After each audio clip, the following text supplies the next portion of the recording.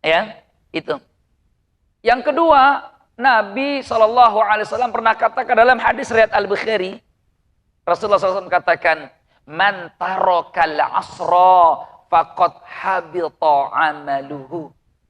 Barang siapa meninggalkan sholat asar, maka gugurlah amal kebaikan yang dia lakukan. Coba. Jadi dijadikan ukuran diterima atau tidaknya amalan seseorang itu, ukurannya apa? Sholat asar. Baru kemudian para ulama berbeda pandangan ini tentang gugur amalnya. Apa yang dimaksud gugur amalnya ini seumur hidup dia karena tidak sholat asar, atau yang dianggap gugur amalnya ini imannya hilang, atau yang imannya hilang sehingga kemudian orang kalau nggak sholat asar dihukumi kafir, atau yang ketiga yang dikatakan gugur amalnya ini adalah kebaikan-kebaikan yang dia lakukan di hari itu tidak diterima oleh Allah.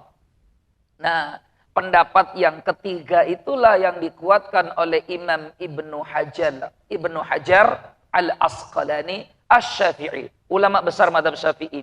Dikata Imam Ibnu Hajar mazhab Syafi'i ini, dikatakan orang yang berbuat baik dari pagi bangun tidur sampai seharian full. Kan kadang orang kalau buat baik kan banyak amal solehnya banyak, Pak. Ada yang sedekah, ada yang apalagi macam-macam tuh ya. Banyak buat baik. Tapi asar dia tidak sholat. Asar dia tidak sholat. Maka kebaikan-kebaikan itu, kata beliau Imam Ibnu Hajar, tidak diterima oleh Allah Subhanahu wa Ta'ala. Bayangkan Pak, alangkah ruginya orang.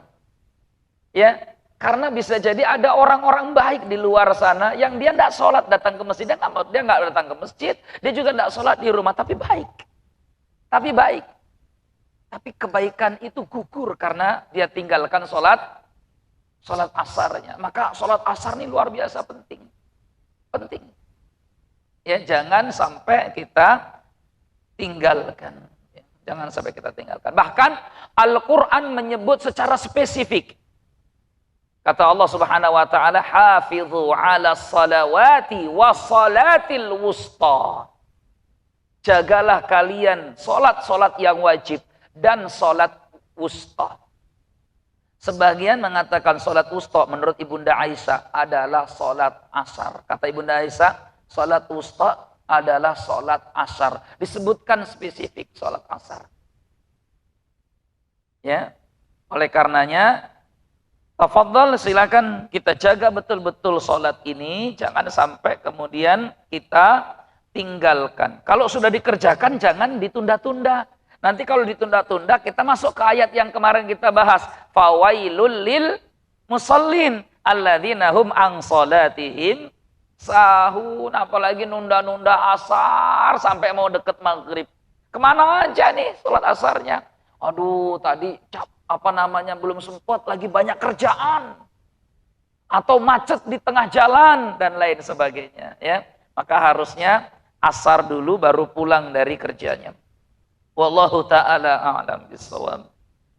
Ini makna kedua. Ya, makna kedua. Jadi wal asr, makna yang pertama adalah masa kita, usia kita, umur kita, hari-hari kita ini. Makna yang kedua, wal asr adalah demi waktu asar. Kenapa harus asar disebut? Karena asar waktu yang paling utama. Ya, waktu yang paling utama. Innal insana lafi khusr. Sesungguhnya manusia itu betul-betul ada dalam kerugian. Bapak Ibu, ya Allah, kita hidup ini tidak ingin rugi. Kita hidup ini pinginnya apa? Untung. Kita hidup ini pinginnya untung. Kita hidup ini pinginnya berkah. Maka berkah hidup itulah yang dicari kan.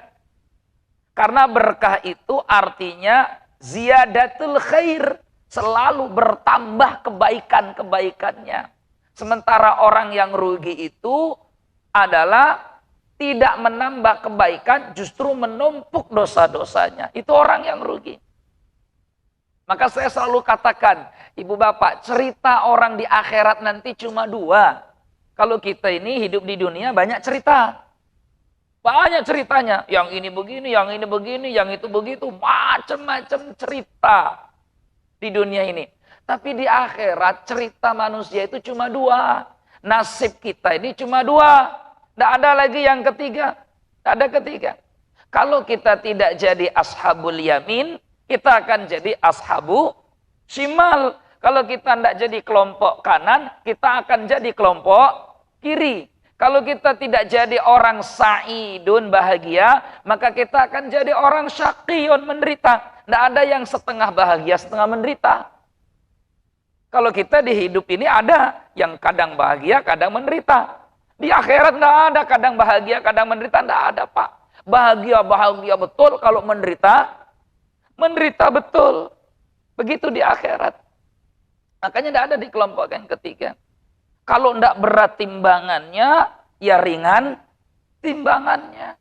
Ada orang yang timbangannya tidak berat, tidak ringan. Itu pun menderita. Disebut dengan ashabul a'raf. Orang-orang yang tinggal di al-a'raf. Maka Allah ingatkan, innal insana lafi khusr. Kita ini bisa rugi, serugi-ruginya.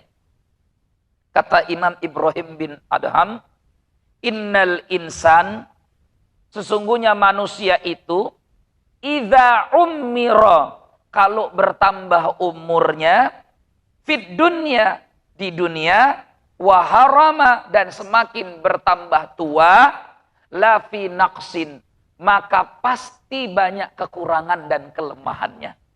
Orang ini kalau makin tambah umur, makin tua, bukan makin sempurna, bukan.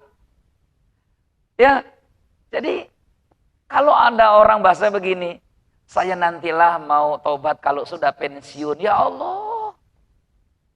Lama banget nunggu taubatnya kalau sampai pensiun. Kita nih kalau pensiun bukan makin kuat, Pak. Makin loyo. Sholat kita tidak sebaik waktu muda. Ibadah kita nggak sebaik waktu muda. Puasa kita nggak sehebat waktu muda. Ya Allah, kenapa? Karena kalau kita dipanjangkan umur itu, nunakishu fil khalqi, kata Allah. Justru kita dikembalikan ke awal mula penciptaan kita itu. Tidak ada yang sempurna. Maka kata Imam Ibrahim bin Adham, orang itu kalau umurnya ditambah, semakin tua dia, lafi naqsin wa dha'fin. Betul-betul berada di dalam kekurangan dan kelemahan. Tidak sempurna. Mata kita sudah tidak sempurna. Dulu waktu muda tidak baca Quran, alasannya sibuk. Sudah klik. Kita suruh jam berapa, Pak? 6 lewat 5 ya. 6 lewat 5. 6 lewat 5. Loh, kok ini jamnya beda? Hah? Yang betul yang ini? Enggak, waktu suruh ya. Ini waktu matahari baru muncul. Ya, tambahin lagi sekitar 15 menit. Tambahin lagi sekitar 15 menit. Ini udah mau selesai nih berarti. Berarti nggak selesai nih kita. Insya Allah besok lagi ya. Jadi kata beliau Imam Ibrahim bin Adham, beliau nasihat kita tuh. Manusia tuh kalau makin tambah umur, tambah usia. Dulu waktu muda, kenapa nggak ngaji Quran? Alasannya terlalu sibuk, nggak ada waktu. Giliran tua, ngapa nggak ngaji Quran? Mata sudah nggak jelas lagi dah. Alasan dipakai semuanya. Waktu muda beralasan, waktu tua, moga-moga alasannya bisa diterima Allah nanti. Moga-moga saja. Ya kan? Bapak kenapa nggak ngaji? Alasannya sibuk. Waktu muda, kena ngejar karir, kerja sana, kerja sini. Wow, semuanya dicari. Giliran sudah tua, kenapa nggak ngaji? Alasannya saya ini Pak Ustadz, kalau duduk encok. Ya, jadi nggak bisa duduk lama-lama. Alasan lagi. Moga-moga alasan itu diterima Allah. Moga-moga. Ya takutnya nggak diterima saja, Pak. Jadi masing-masing kita ini bisa saja beralasan di depan manusia. Tapi belum tentu alasan itu diterima oleh Allah Subhanahu wa ta'ala. Makanya ya Allah, ini kaki susah untuk bergeser kalau kita tidak bisa mempertanggungjawabkannya nanti. Wa taraja illal mu'min. Semuanya akan kembali seperti awal mula penciptaan. Kecuali orang beriman. Masya Allah. Kenapa orang beriman dikecualikan? Lihat beliau katakan lagi. Fa innahum, karena orang-orang beriman itu tuktabu lahum ujuruhum, pahala-pahala mereka tetap terus mengalir, tercatat.